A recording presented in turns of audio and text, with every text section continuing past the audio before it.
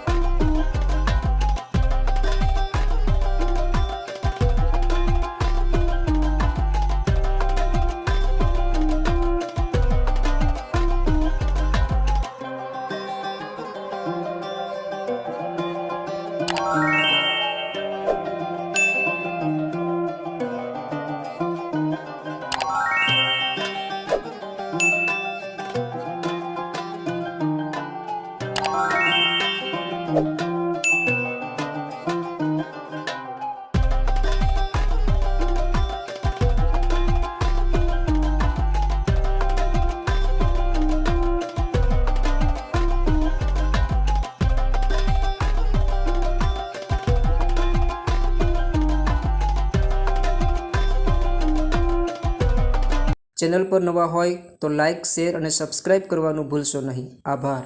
પ્રશ્ન 1ડ. નીચેના પ્રશ્નોના એક એક વાક્યમાં ઉત્તર લખો. 1. ટેન્કરની પાછળ ઊભેલી વ્યક્તિ કોને કોને ફોન કરી રહી હશે? જવાબ. ટેન્કરની પાછળ ઊભેલી વ્યક્તિ પોલીસને અને એમ્બ્યુલન્સને ફોન કરી રહી હશે. હેલ્મેટ પહેરનારને અકસ્માતમાં શો ફાયદો થયો? જવાબ.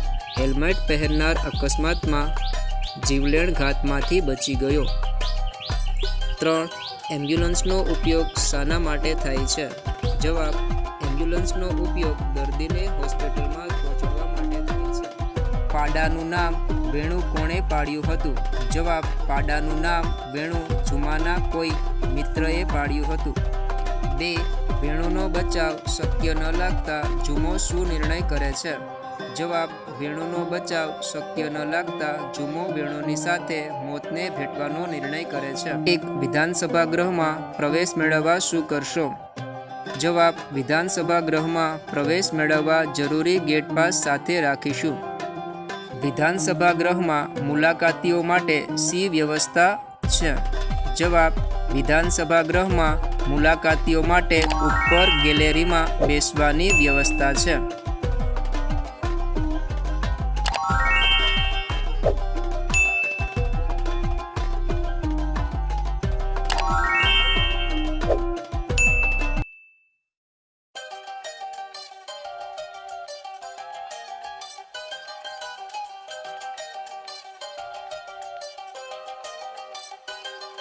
દેવળિયા ગામમાં કયા તહેવારની ઉજવણી થઈ રહી હતી?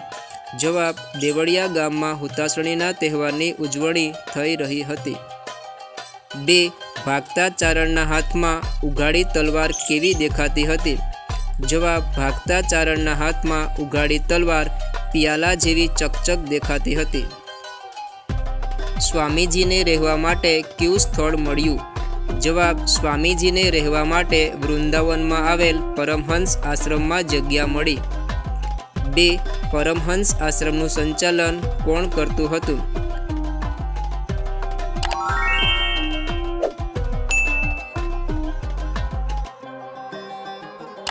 એક.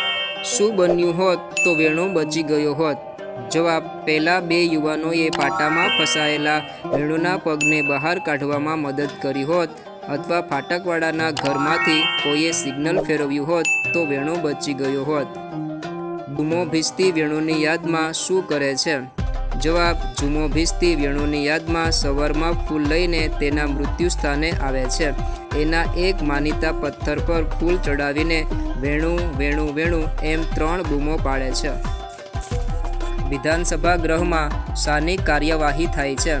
જવાબ. મંત્રીઓ અને તેમના સચિવો દ્વારા રાજ્યના વિવિધ પ્રશ્નોની સમીક્ષા કરવી, તેમને ઉકેલ લાવવા અને વિકાસલક્ષી આયોજન કરવું વગેરે કાર્યવાહી વિધાનસભા ગૃહમાં થાય છે. રાજાએ જગડુશાને શા માટે તેડાવ્યા? જવાબ: દુકાળને કારણે રાકડી પ્રજા ભૂખે મરી રહી હતી. આથી રાજાનું દિલ દ્રવી ઉઠ્યું. એમને જગડુશા પાસેથી કંઈક મદદ મળવાની આશા હતી. આથી રાજાએ શેઠ જગડુશાને તેડાવ્યા.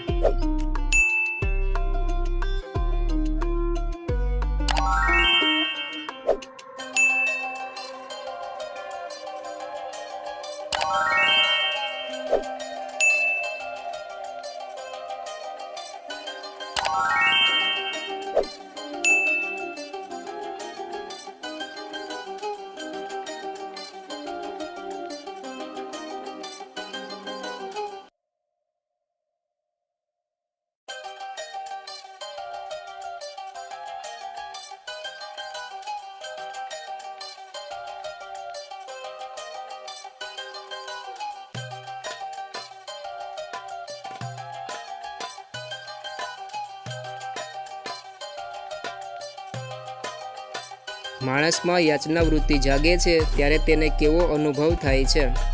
જવાબ: સંકટ સમયે જે વ્યક્તિ આપણને મદદ કરે અને એનાથી આપણું કામ સરળ બની જાય એવા પ્રસંગને લેખક કદી ન ભૂલવા સૂચવે છે.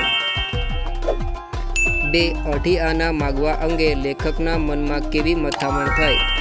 જવાબ: અઢી આના માગવા માટે લેખક મંદિરમાં આવતી દરેક વ્યક્તિ તરફ આશા અને લાલચથી જોતા, પણ એમની માગવાની હિંમત ચાલતી નહીં. મનમાં મથામણ થતી કે કદાચ એ વ્યક્તિ ના પાડશે તો?